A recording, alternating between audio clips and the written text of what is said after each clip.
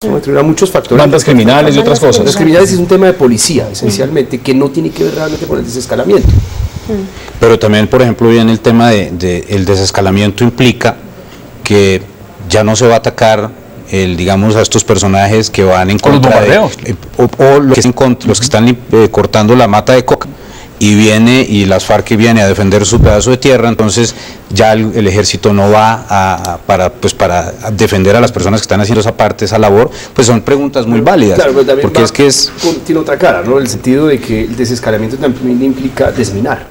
Desminar implica facilitar la erradicación de cultivos ilícitos, ¿no? Que ese es la gran preocupación, digamos, que puede haber en un desescalamiento, es que se disparen los cultivos como se están cultivando. Ustedes esto lo ven, Rodrigo, ¿usted lo ve con un cálculo netamente en las elecciones o superficialmente en las elecciones? Yo creo que a veces tenemos una propensión a pensar siempre que la versión oficial es una versión mentirosa y que siempre hay una versión real, una verdad escondida. No, yo creo que no hay que mirar, no hay ver tanto complot, digamos, en todo lo que existe en este mundo. Pero ¿cómo se explica? Pero esos 4 meses son muy, muy sospechosos. ¿Por qué no 6? Pero yo creo que hay una coincidencia también, y es que se había hablado de una terminación del proceso de paz antes de octubre, para poderlo validar en octubre. Yo creo que la fecha que se había fijado internamente el gobierno, pero que no podía ser pública naturalmente, porque pues sería torpe por un proceso de negociación, era básicamente octubre. ¿Octubre? Sí. Ahora, veamos declaraciones que ha dicho, por ejemplo, los negociadores en La Habana. Por ejemplo, en este caso, Iván Márquez. Veamos qué ha dicho desde La Habana. Es importante que cada una de las determinaciones que estamos adelantando tengan la garantía de la no repetición de los dramáticos hechos que han caracterizado el conflicto en nuestro país. De ahí la urgencia que tiene asumir de inmediato el estudio y las decisiones necesarias para esclarecer y desmontar fenómenos que, como el paramilitarismo, han tenido terrible papel en el desangre de la patria. Al respecto, las FAREP han presentado al público y radicado en una iniciativa titulada Propuesta Comisión para el Esclarecimiento del Fenómeno del Paramilitarismo en Colombia. Pascal, hace 8 días el jefe negociador Humberto de la Calle dio una entrevista donde decía lo siguiente, es posible que un día de esto no nos encuentren en la mesa. Luego vinieron otras declaraciones también muy fuertes, donde el presidente dijo, el cese unilateral es un avance, pero necesitamos más. También se escuchó a Timochenko en un comunicado el día de ayer diciendo, la tregua o el cese unilateral de las FARC no va a ser definitivo, tendrá un tiempo y es un plazo de 1 mes. Y encontramos ayer al presidente también diciendo, ya, desescalamiento y lo demás. Algunos consideran que los mensajes son muy contradictorios, otros hay que prestarle atención a la retórica, sino a los hechos. A usted, en ese paradigma de declaraciones, ¿usted le cree a las FARC o usted le cree al gobierno? Yo creo que lo que estamos viviendo hoy en día es un momento técnico en un proceso donde lo que está puesto en la tela de juicio es cuál será el nuevo contrato social colombiano. Es esto el tema. Y lo vemos hoy en día con las declaraciones, si no me equivoco, que dijo que ya estaba preparando un proceso para enjuiciar. Sí, que tiene todos los expedientes. Exactamente. Entonces, ¿qué significa? ¿Cómo lo veo yo del exterior? Pero ¿cómo veo? Veo que nada está arreglado finalmente.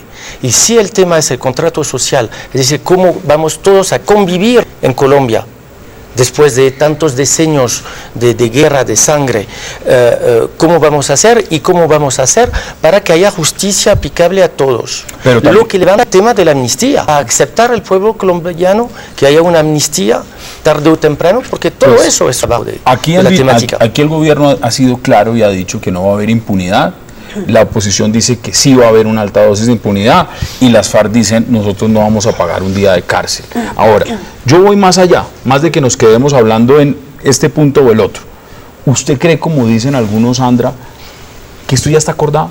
Que la paz ya está, no digamos de un cacho, no, sino que digamos esto ya, y aquí lo que estamos viendo sencillamente un trámite sobre el cual pasan 4 meses porque el gobierno no se puede dar el lujo de decir antes de unas elecciones regionales vamos a un cese bilateral y aquí ya todo se acordó. ¿Esa lectura es correcta? Este es reino de las especulaciones, ¿no? Porque no podemos saber exactamente en qué estado se encuentra la conversación y sobre todo la conversación principal que coincido con Pascal es la conversación sobre justicia transicional.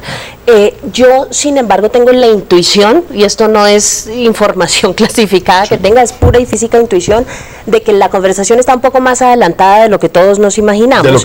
Y las señas que recibo constantemente las recibo de la ambigüedad creciente que veo en las declaraciones de las FARC sobre la disposición que tienen a pagar cárcel en ciertos momentos. Y fíjese, empezaron diciendo cárcel bajo la posibilidad de que sean solamente los máximos responsables. Digamos, esta es una discusión llena de matices y aquí los matices son el factor realmente importante. Entonces yo creo que esa discusión es una discusión que está más avanzada de lo que nosotros creemos y creo que la otra parte de la evidencia que apoya este argumento, que ustedes se fijan en el comunicado de ayer, ya hay referencias a partes muy avanzadas del proceso, o sea que hay verificación internacional y que estemos hablando en semejante detalle y de verificación internacional es importantísimo. Por el papel de Uruguay y eso en ese tema. ¿A usted le daría miedo eso? Es decir, que ¿de la verificación? No la verificación, sino que esto ya esté acordado, que esto ya está acordado y sencillamente lo que estamos viviendo es un proceso de trámite de unas elecciones regionales. Yo lo dudo mucho, Hassan, y le voy a dar mi punto porque lo dudo. Yo creo que la parte más importante de este proceso, que no la hemos hablado, tiene mucho que ver con Estados Unidos.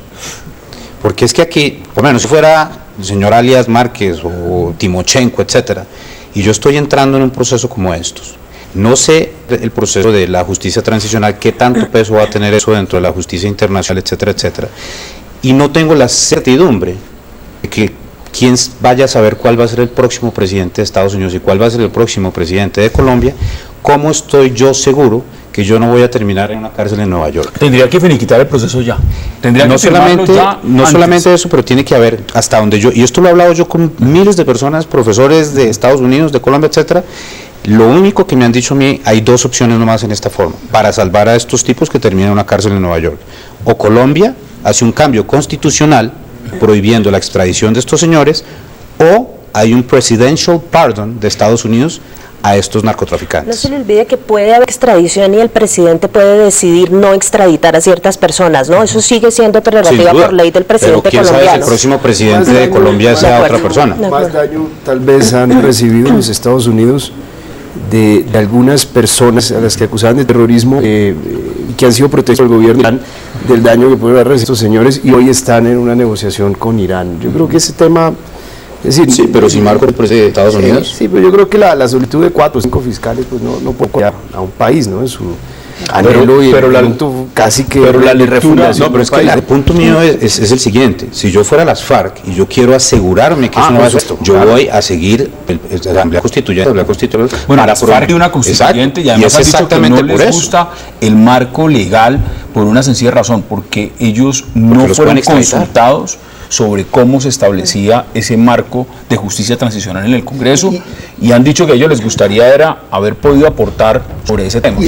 Que yo creo que es lo más relevante de lo que pienso yo. En mi opinión, el mayor obstáculo para que las FARC con el gobierno es la extradición de nacionales a Estados Unidos bajo cualquier escenario de quien sea el presidente futuro de Estados Unidos de Colombia. Vayamos a ver qué va a pasar frente a Es el miedo, es el miedo de las FARC. El obstáculo es el miedo de las FARC y de los cabecillas de las FARC por su propia seguridad jurídica. Exactamente, ese es el punto. Vamos a debatirlo porque ese además han dicho desde la mesa de negociadores del gobierno que la gran demora está en justicia transicional, que si se supera ese punto, el proceso está del otro lado. Estamos en vivo, son las 7:23 de la noche. Recuerde, usted puede participar activamente del debate. Ahí está nuestra dirección en Twitter, @enjaquediatv. Envíenos sus opiniones y comentarios y preguntas. Ya regresamos para seguir poniendo este tema en jaque.